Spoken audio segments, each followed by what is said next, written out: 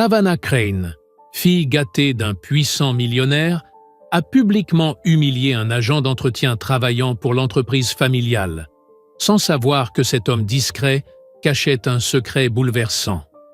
Mais lorsque la vérité a éclaté, elle n'a pas seulement perdu ce qu'elle désirait le plus, elle est aussi devenue la risée de tout le pays. Le bruit des talons de Savannah Crane résonnait dans les couloirs en marbre de la Hamilton & Crane Corporation comme les coups secs d'un marteau. À 25 ans, elle avançait avec l'assurance de quelqu'un qui se croit au sommet du monde. Cheveux blonds impeccablement lissés, sac de luxe au bras, sourire figé qui n'atteignait jamais les yeux. « Bonjour, mademoiselle Crane », lançaient les employés sur son passage, mais elle ne leur adressait même pas un regard.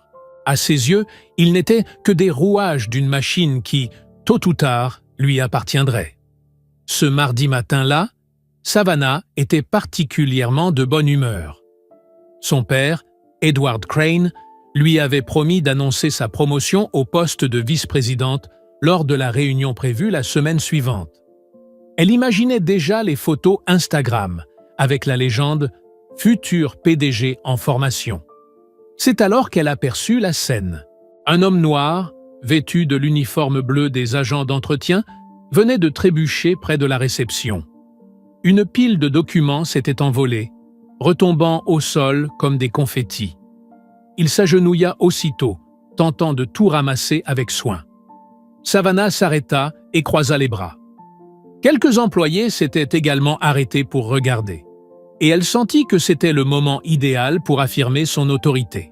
C'est vraiment pitoyable, incapable de tenir une simple pile de papier sans tout faire tomber. L'homme leva les yeux. Son regard était calme, profond, chargé d'années d'expérience. Mais Savannah n'y vit qu'un employé de seconde zone. « Désolé, mademoiselle, c'était un accident. »« Un accident ?» ricana Savannah avec mépris.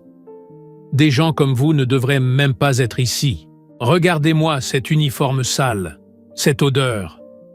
Comment mon père peut-il laisser ce genre de personnes travailler dans notre entreprise ?» Les employés autour baissèrent les yeux, gênés. Certains chuchotèrent entre eux. L'homme, lui, continua de ramasser les feuilles, sans colère, sans se presser. « Quel est votre nom ?» demanda Savannah en le pointant du doigt. « Malcolm », répondit-il, toujours accroupi. « Malcolm comment ?»« Malcolm Ellison, mademoiselle. »« Eh bien, Malcolm Ellison, je vous conseille d'apprendre à marcher correctement avant que je n'en parle à mon père. Cette entreprise a des standards, et vous êtes clairement en dessous. » Malcolm termina de ramasser les dernières feuilles et se releva lentement. Un instant, ses yeux croisèrent ceux de Savannah. Il y avait quelque chose dans ce regard qu'elle ne sut pas interpréter, mais qui la troubla. « Bien compris, mademoiselle Crane, » dit-il en s'inclinant légèrement avant de s'éloigner. Savannah sourit, satisfaite de sa petite démonstration. Elle sortit son téléphone et posta une photo d'elle dans le couloir, accompagnée de la légende. Maintenir des standards élevés dans l'entreprise familiale. Le leadership commence par l'exemple. Ce qu'elle ne vit pas, ce furent les regards désapprobateurs des employés témoins de la scène. Et encore moins que Malcolm Ellison avait mentalement noté chaque mot, chaque geste, chaque détail de cet instant humiliant. Pendant ce temps, Malcolm rejoignait l'ascenseur de service, poussant son chariot de nettoyage. Il marchait d'un pas sûr, la tête haute. Et, intérieurement, il souriait. L'expérience fonctionnait encore mieux que prévu. Au fil des semaines, un phénomène étrange commença à attirer l'attention dans les couloirs de la Hamilton & Crane. Malcolm Ellison, le concierge publiquement humilié par Savannah, faisait désormais l'objet de chuchotements de plus en plus nombreux. « Tu as entendu ce qu'il a dit sur la nouvelle politique fiscale pendant la réunion ?» murmura Jessica du service comptabilité à son collègue. « Il a utilisé des termes que je n'avais jamais entendus. » Et quand il a expliqué le problème de ventilation aux responsables des infrastructures, ajouta John, des ressources humaines, on aurait dit un ingénieur. Les remarques se multipliaient. Malcolm ne ressemblait en rien aux autres agents d'entretien. Sa posture était droite, son langage raffiné, et il y avait dans son regard une intelligence tranquille, que seuls les plus attentifs pouvaient percevoir. Un matin, la secrétaire du vice-président trouva une note oubliée sur la table de la salle de réunion. L'écriture était élégante, parfaitement formée, et le contenu, une analyse détaillée des projections financières évoquées lors de la dernière réunion. L'analyse était juste, pertinente, et mettait en lumière des éléments que même les cadres n'avaient pas remarqués. « Qui a écrit ça ?» demanda-t-elle à Malcolm, qui nettoyait la salle. « Je ne sais pas, madame. Elle était là quand je suis arrivé, » répondit-il sans lever les yeux. Mais la secrétaire remarqua un détail. Le stylo posé à côté de la note était identique à celui que Malcolm utilisait pour remplir ses rapports de ménage. Pendant ce temps, Savannah poursuivait sa routine habituelle. Déjeuner hors de prix, virée shopping, séance photo pour ses réseaux sociaux. Elle ne prêtait aucune attention aux employés autour d'elle, encore moins à un concierge qu'elle avait humilié quelques semaines auparavant. « Papa, quand est-ce que tu annonces ma promotion ?» demanda-t-elle un soir, pendant le dîner à la maison. Edward Crane, un homme de 60 ans, cheveux gris et regard fatigué, soupira profondément. « Savannah, il faut qu'on parle. L'entreprise traverse une période de changement important. » « Quel genre de changement ?» « Un nouvel investisseur est intéressé. Quelqu'un souhaite acheter une part significative de nos actions. Cela pourrait modifier la structure de la direction. » Savannah fronça les sourcils. « Qui est cet investisseur ?»« On ne le sait pas encore. Il souhaite rester anonyme jusqu'à la réunion officielle. Mais d'après les documents que j'ai reçus, c'est quelqu'un qui a beaucoup d'argent et une grande expérience en restructuration d'entreprise. »« Ça ne va pas compromettre ma promotion, j'espère ?» demanda-t-elle, visiblement inquiète. « Je ne peux pas te le garantir, ma fille. Il va falloir attendre. » Le lendemain matin, la rumeur se répandit comme une traînée de poudre dans l'entreprise. Les employés murmuraient à propos d'un changement imminent dans la direction, d'un mystérieux investisseur qui aurait racheté 30% des parts. Certains disaient qu'il était réputé pour défendre la diversité et valoriser les talents à tous les niveaux de l'entreprise.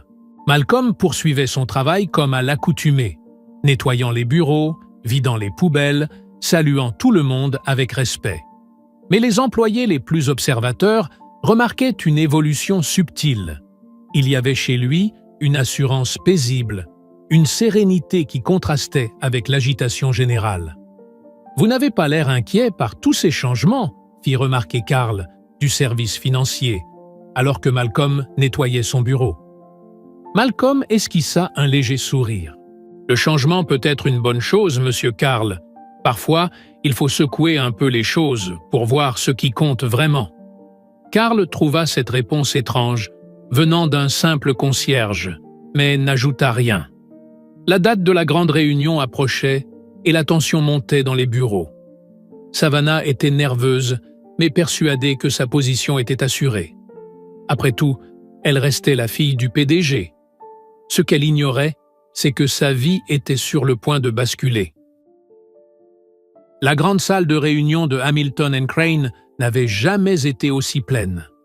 Cadres dirigeants, actionnaires, journalistes et employés influents s'y entassaient, tous impatients de découvrir l'identité du mystérieux investisseur ayant acquis une part significative de l'entreprise.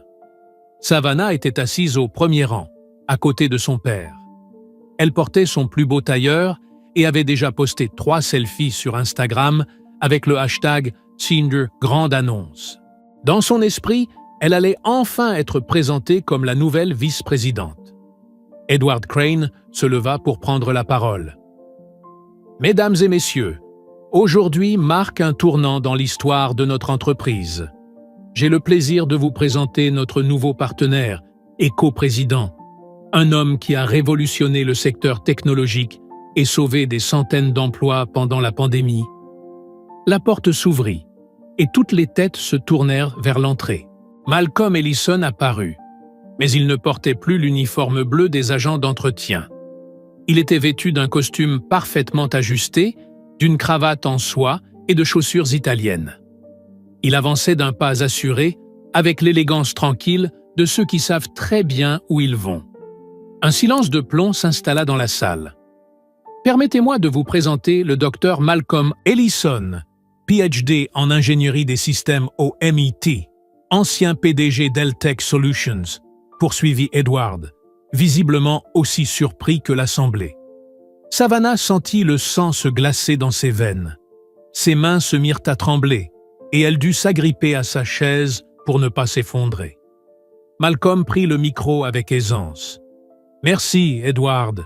Je suis heureux d'être officiellement parmi vous, » dit-il d'une voix calme et posée, mais désormais chargée d'une autorité indiscutable. « Beaucoup d'entre vous doivent se demander pourquoi j'ai passé les 3 derniers mois à travailler comme agent d'entretien dans cette entreprise, » poursuivit-il, posant son regard directement sur Savannah. La réponse est simple. Je voulais comprendre la véritable culture de cette organisation. Des murmures commencèrent à se répandre dans la salle. J'ai beaucoup appris durant cette période. J'ai rencontré des employés dévoués, des gens travailleurs qui font tourner cette entreprise chaque jour. Mais j'ai aussi été témoin de comportements qui vont à l'encontre des valeurs que nous souhaitons défendre. Savannah aurait voulu fuir, disparaître, mais ses jambes refusaient de bouger.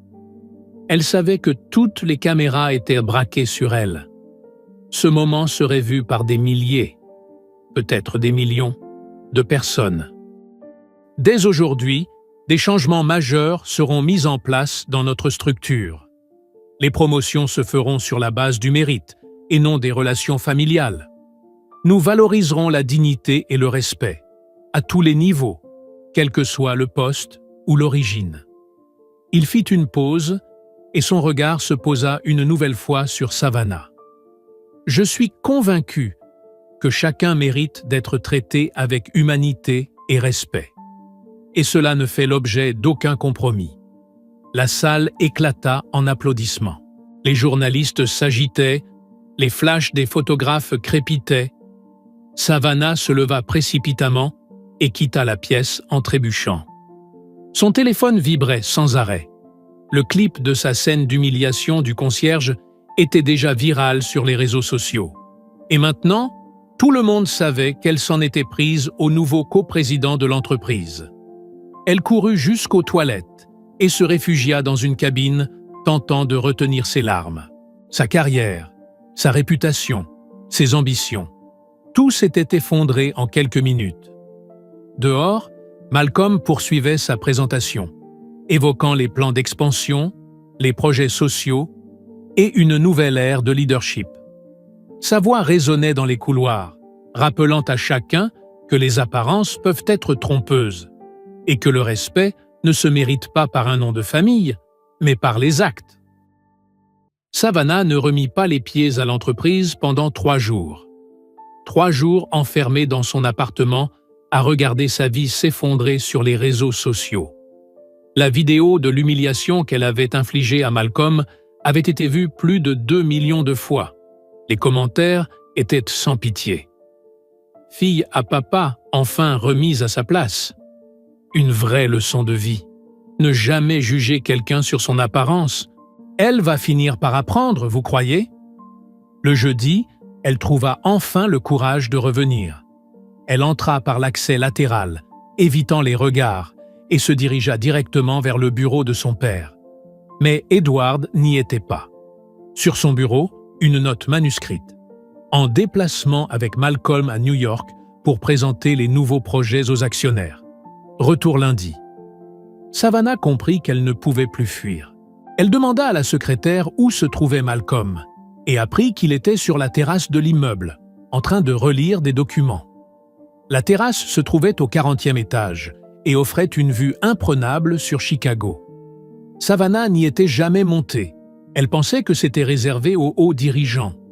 L'ironie de la situation ne lui échappa pas. Elle le trouva assis à une petite table, concentré sur des rapports. Même seul, Malcolm affichait une posture digne, calme et assurée. « Je peux vous parler ?» demanda-t-elle d'une voix tremblante. Malcolm leva les yeux et désigna la chaise en face de lui. Bien sûr, mademoiselle Crane. Savannah s'assit. Un silence pesant s'installa jusqu'à ce qu'elle trouve enfin ses mots. « Je me suis trompée, dit-elle. Complètement trompée. Sur vous, sur tout. » Malcolm ne répondit pas tout de suite. Il la regarda simplement, de ce regard calme qu'elle avait méprisé quelques semaines plus tôt. « J'ai grandi en pensant que mon nom me donnait le droit de mépriser les autres, continua-t-elle. Parce que j'étais la fille du PDG, je croyais valoir mieux que tout le monde. Mais ce n'est pas vrai. Je suis juste une fille gâtée qui n'a jamais rien mérité vraiment. » Les larmes commencèrent à couler. Cette fois, elle ne tenta pas de les cacher. « Vous voulez la vérité ? J'ai peur. Peur de ne pas être à la hauteur. Peur que les gens découvrent que je ne sais rien des affaires, que je ne mérite pas ma place ici. Alors j'abaissais les autres pour me sentir supérieur. » Malcolm se pencha légèrement en avant. « Merci pour votre sincérité, Savannah. Il faut du courage pour dire cela. »« Vous pouvez me pardonner ?» demanda-t-elle. « Le pardon ne se demande pas. Il se mérite, » répondit-il calmement. « Et il se mérite par les actes, à partir de maintenant. » Malcolm se leva et marcha jusqu'au bord de la terrasse, contemplant la ville en contrebas. « Vous avez une chance, Savannah, une vraie, une opportunité de montrer qui vous êtes vraiment. Je lance un programme de formation pour des jeunes issus de quartiers défavorisés de Chicago. Ils ont besoin de quelqu'un qui sait ce que c'est que d'être perdu, de douter de sa place. » Il se tourna vers elle. « Est-ce que cela vous intéresserait de diriger ce projet ?» Savannah resta bouche bée. « Moi ? Mais pourquoi me donner une telle chance ? Parce que je crois que les gens peuvent le changer. Et parce que ces jeunes ont besoin de voir que même quelqu'un qui a grandi avec tous les privilèges peut choisir de les utiliser pour faire le bien. » 6 mois plus tard, Savannah se tenait devant 30 adolescents dans un centre communautaire du South Side de Chicago. Elle portait un jean, un t-shirt simple de l'association. Pas de maquillage sophistiqué, pas de bijoux de luxe. « Je m'appelle Savannah et je vais vous parler de la pire chose que j'ai jamais faite, » dit-elle en regardant les visages curieux tournés vers elle. Malcolm était au fond de la salle, observant discrètement. Il sourit en voyant Savannah parler avec sincérité de ses erreurs, de ce qu'elle avait appris, que le véritable succès consiste à élever les autres et non à les écraser. Après la conférence, alors qu'ils rangeaient les chaises ensemble, Malcolm s'approcha. « Comment tu te sens ?» demanda-t-il. « Différente, » répondit-elle. « Pour la première fois de ma vie, j'ai l'impression de faire quelque chose qui a du sens. »« Et ton père ? Qu'a-t-il pensé de tout ça ?» Savannah rit doucement. « Au début, il était choqué. Mais hier, il m'a dit qu'il était fier, qu'il voyait enfin la fille qu'il avait toujours su que je pouvais devenir. » Malcolm lui tendit la main. « Bienvenue dans la personne que tu es vraiment, Savannah. » Elle serra sa main, avec assurance. « Merci de m'avoir donné la chance de me trouver. » Dehors, le soleil se couchait sur Chicago, peignant le ciel d'or. Et pour la première fois de sa vie, Savannah Crane savait exactement qui elle était et où elle voulait aller. Non pas parce qu'elle portait un nom célèbre, mais parce qu'elle avait choisi d'être quelqu'un qui fait la différence. Et vous, qu'auriez-vous fait à sa place? Likez si cette histoire vous a touché, commentez et partagez avec quelqu'un qui a besoin d'entendre cette leçon. Car au fond, ce sont nos actes qui révèlent qui nous sommes vraiment.